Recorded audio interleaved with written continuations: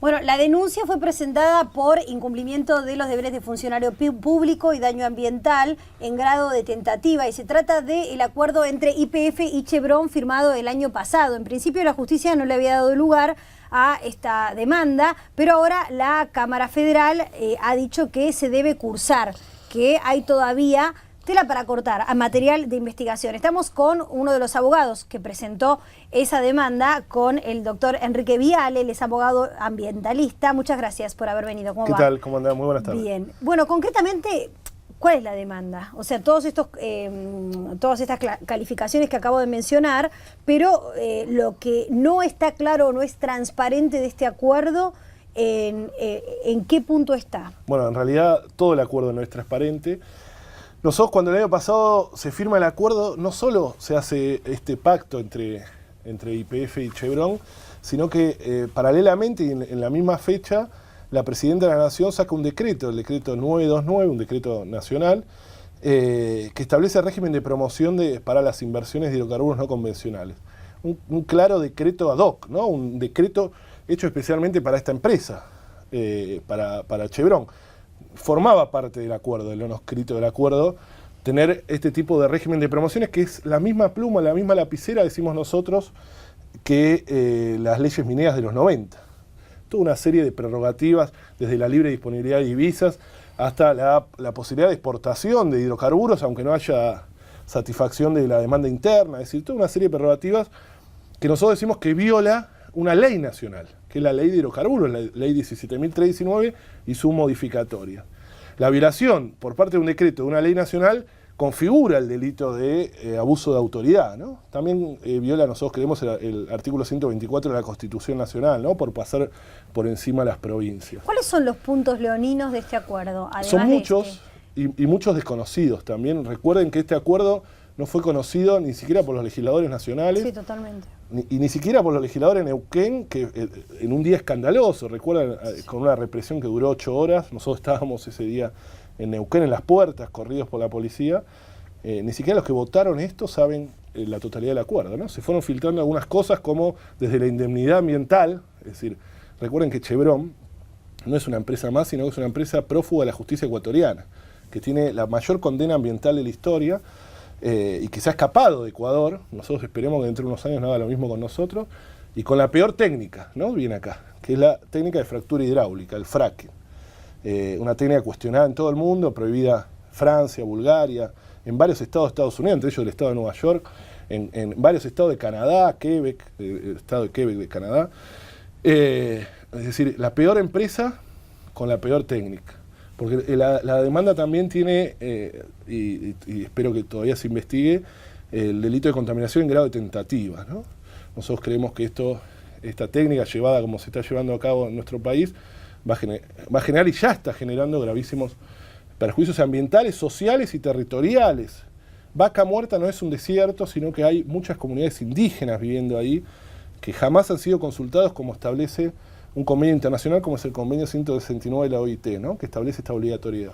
Sí, son muchos los aristas, pero fundamentalmente es el decreto de la presidenta, que saca especial para Chevron, que viola leyes nacionales. Eso configura el delito de abuso de autoridad, y después está la cuestión de la contaminación en grado de tentativa. ¿Qué es lo que puede pasar a partir de la decisión de la Sala 2 de la Cámara Federal ahora? Bueno, ahora la justicia debe investigar lo que nosotros queríamos desde julio del año pasado. Si se tiene que abrir una serie de pruebas en esto, establecer lo que nosotros creemos que este decreto viola leyes nacionales, y seguir con el proceso penal, pero con una justicia activa, ¿no?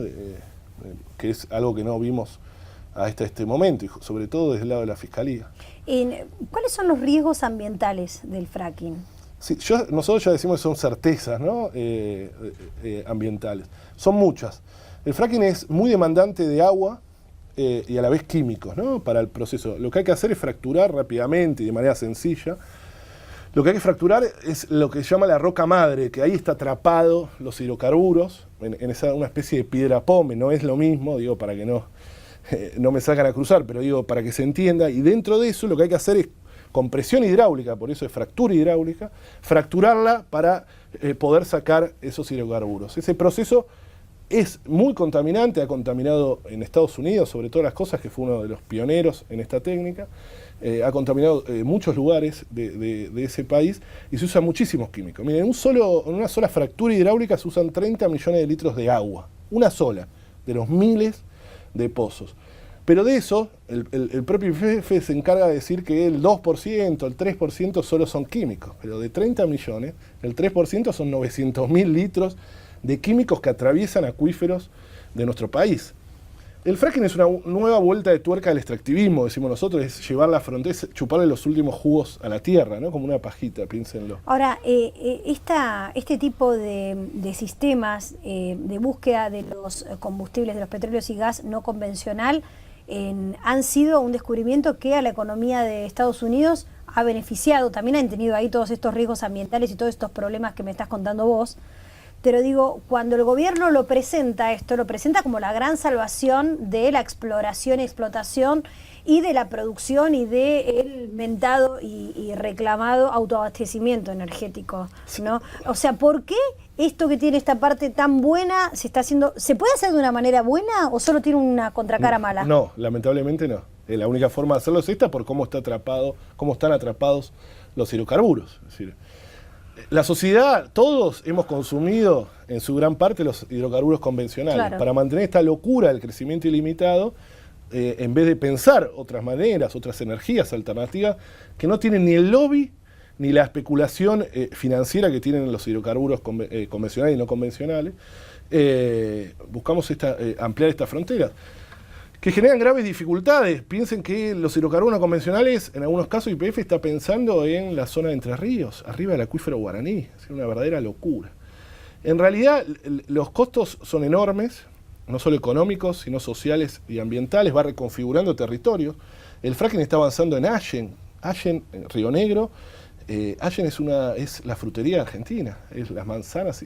Bueno, eso está en medio de los lugares históricos, de las fincas históricas donde se producen esto, está avanzando y corriendo a los productores locales que se empiezan a fundir y a tener que irse de esas ciudades. Esto genera gravísimas particularidades sociales en los lugares y lo que nosotros decimos verdadera zona de sacrificio. En Estados Unidos también, ha generado verdaderas zonas de sacrificio que en el altar de las ventajas comparativas o en el altar del autoabastecimiento energético se están sacrificando pueblos, comunidades y pueblos indígenas también que están siendo desplazados totalmente. ¿Qué va a suceder con el acuerdo? O sea, ¿esto debería impedir que avance el acuerdo o que Chevron no pueda avanzar en la exploración de la zona? Bueno, nosotros esperemos que Igual, al cursarse ya esta investigación, ¿no? En realidad no es automático, sino que empieza la investigación, pero sí tendría que tener consecuencias concretas, por ejemplo, tanto en las prerrogativas que tiene este decreto, que tanto le interesan a Chevron, o sea, Chevron viene, pero con unas prerrogativas únicas en el mundo. Y recordemos que Chevron, es una empresa prófuga de la justicia ecuatoriana, ¿no? Con la mayor condena ambiental de la historia. Esa es la empresa que va a llevar esta técnica, ¿no? Esta tecnología de hidrocarburos no convencionales. Nosotros esperemos que sí, que empiece a haber consecuencias, se empiece a escuchar también, porque esto está avanzando totalmente a espalda de la sociedad y como un nuevo Eldorado, ¿no? Es la visión eldoradista, decimos nosotros, donde no importan ni las poblaciones, ni las economías regionales, sino que avanza también con una nueva YPF supuestamente nacional. O con mayoría nacional y además con participación de las provincias que finalmente no pudieron tampoco ni siquiera decir esta boca es mía en todo este acuerdo, ¿no? Que también es importante porque eso se plantea dentro de la conformación de la parte estatal, dentro de la sociedad de YPF, en la participación de las provincias había quedado garantizada y había sido vendida como una de las grandes garantías que tenía, ¿no? Las provincias de lo único que han sido notificadas es de la parte de que ahora tienen que indemnizar a Repsol. Si la parte que ellos son ahora tienen que pagar. Van a tener que ver cómo se paga esa cuota parte que les toca de esta indemnización a Repsol que ha saqueado el país, tanto económica como ambientalmente, ¿no? Cuando se habla de estos acuerdos leoninos, se dice, bueno, porque están viniendo a hacer un negocio en un país donde hay incertidumbre económica y jurídica.